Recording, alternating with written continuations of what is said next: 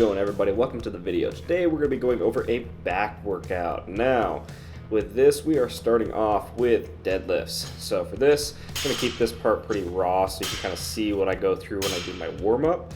But I pretty much just do like 4 or 5 reps with a single plate, throw on another plate, do another 3 to 4 reps, and then just kind of keep warming up that way until I get to my working weight. And then from there, I'll probably normally throw on a belt once I hit about 3 plates, and then just kind of get into my working sets. Now, with this, a couple big keys to think about when performing deadlifts are 1, your bar position relative to your shins. So you want to keep your bar position as close to your shins as possible so that when you're pulling the bar off the ground, it's moving in as straight a path as possible. So you want to be basically just standing up. What a lot of people tend to do is they'll push the bar out away from them, and that's going to put yourself at a really high risk of injury. Not to mention it's also going to make the move a lot harder. So if you keep the bar close to your shins, as close as possible as you can without basically skinning your shins, that's going to help keep you in the best position possible to be as strong as possible during the pull. Now, another thing that a lot of people will do is when they start the pull, they will actually start by lifting their hips. And this is not what we want to do. We want to start by basically thinking of extending our legs. So we want to keep our hips and our lower back in as straight a position as possible. As you can see right here, I'm starting by lifting the bar off the ground with my legs. So I'm standing up, and then I drive my hips forward and into the bar to lock out. So a big key to deadlifts is to avoid that kind of 2-stage movement where you're lifting your hips, then lifting the bar from your lower back. That again is going to put you at a really big risk of injury. So for this, we're going to do whatever you need to get into your working weight. And then for me, I just kind of worked up to like 3 or 4 heavy singles. I think I worked up to about like 405 for a final single. Haven't pulled this in probably about a month or 2, so it felt pretty good today. It's still holding on to a decent amount of strength, even though I'm about a month into my cut, which is good. That's kind of why I keep wanting to go heavy every once in a while, is so that I can maintain as much strength as possible while I'm cutting.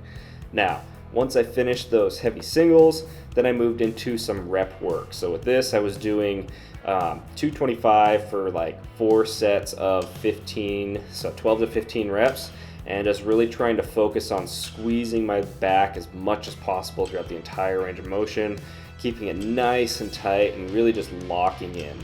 So for this, work up to 3 or 4 singles, as heavy as you can go while maintaining your form. Then we're going to hit 3 or 4 sets of 12 to 15 on deadlifts. And that's going to be the first exercise for this back workout. So it's primarily focused around deadlift today, really just kind of keeping the strength in there and just kind of seeing where we're at. So next, we're moving into lat pull downs. And with everything today, we're going to be going a little bit heavier. So as you can see, I am keeping the reps a little bit lower. So I did 4 sets of like 6 to 8 reps and just going as heavy as I possibly can while maintaining my form on this one. Now, something else you'll notice on here is I am using my Versa grips.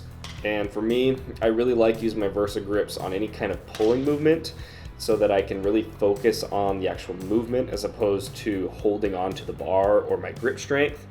Now, something else that's kind of funny here is I currently weigh about like 178, 179, and I was pulling like over 205, I think. So I actually, every time I was pulling the bar down, it was lifting me off of the bench here. So just the kind of things that you have to work with occasionally, but luckily I'm able to just really lock myself in on this machine.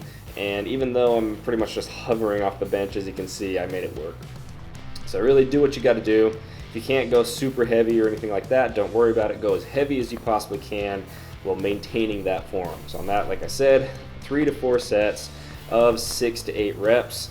And here on the last set, I went a little bit too heavy, so I could only get like 4 reps. So I dropped the weight down and just pumped out another 2 or 3 reps. Just treated it as a drop set because I couldn't get the full 6 to 8 reps. So once we finish with that, we're going to move into our next exercise.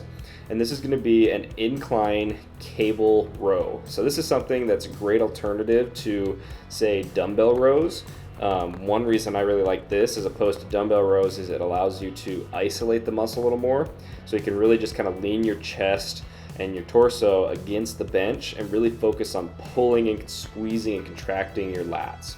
Now with this one, again, you can go a little bit heavier, at least I find, with maintaining proper form.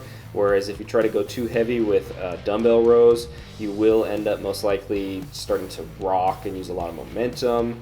I'm sure you've probably seen a lot of people in the gym do that kind of stuff. So with this, again, it really helps you to focus on that form and isolate the lat. On here, we are doing 4 sets of 10 to 12 reps per side. Now with this, really focus on that squeeze at the peak. So as you can see, I'm trying to pull my shoulder blades back as much as I can.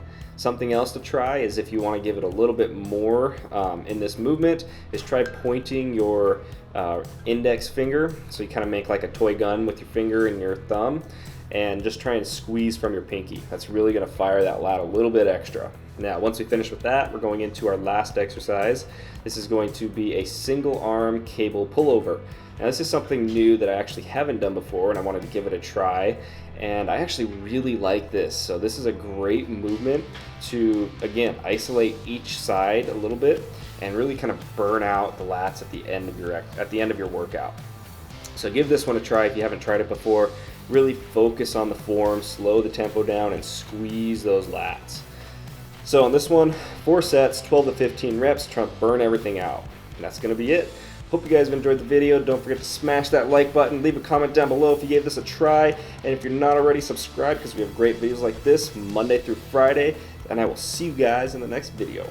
Bye.